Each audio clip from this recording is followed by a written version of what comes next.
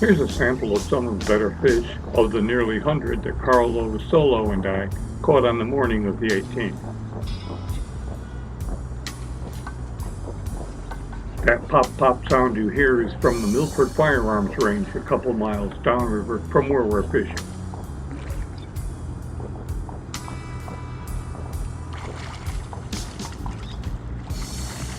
This one is pretty typical size of most of the schoolies we catch wintering in the tidal Housatonic.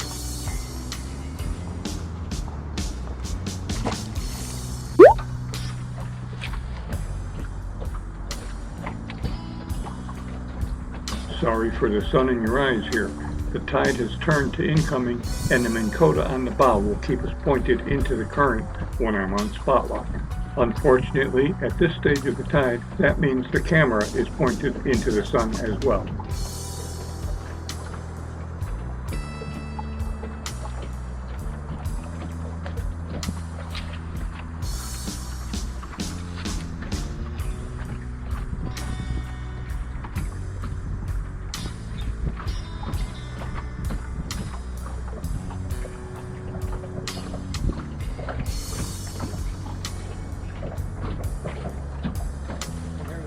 From up here. Yeah.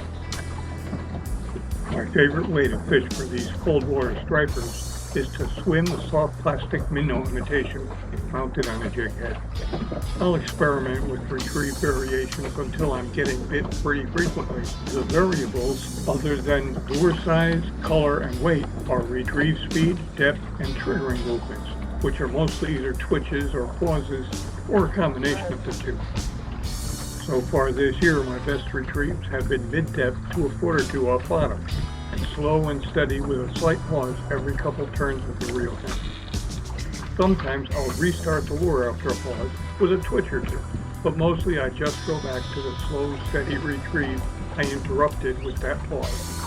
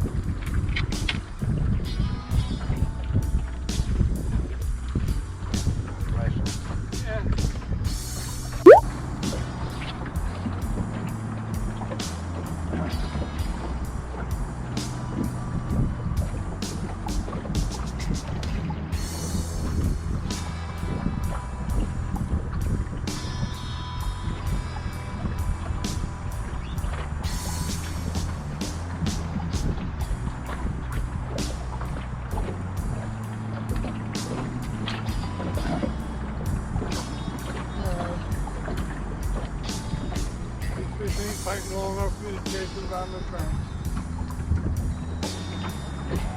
Turning around. Color-wise, historically I've done best with opaque baits in color patterns with a light, bright belly and a dark-colored back. But the last several years, that's changed to more subtle, translucent color patterns with little, if any, difference between the belly and back color. I've also been doing much better of late with smaller lures in the 4 to 5 inch range rather than the 5 3/4 and 7 inch lures I've favored in the past.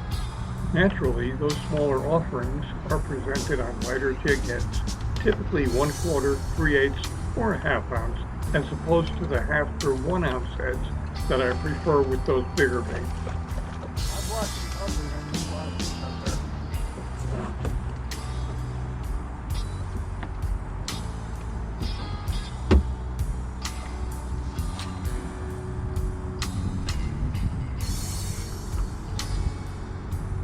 It's turning around toward, yeah.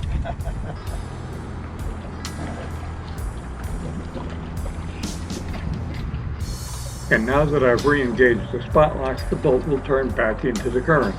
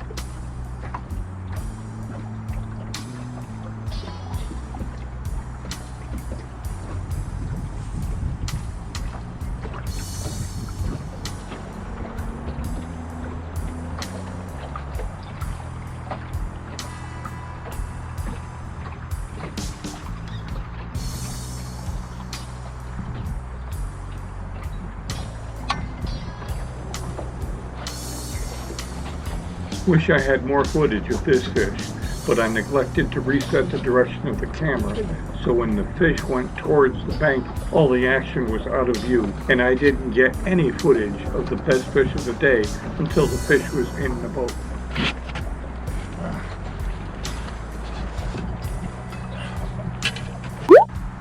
Now I'm fishing my way back upriver with the sun at my back for the last fish before heading back to the boat ramp.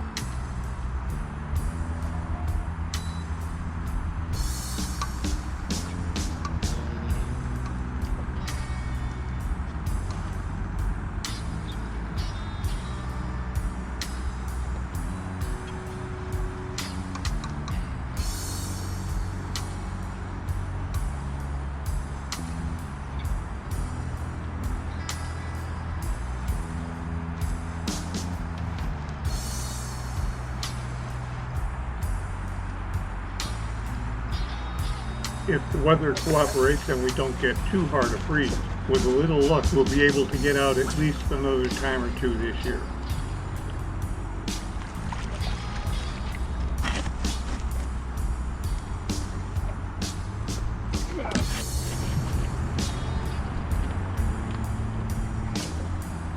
Thanks for watching.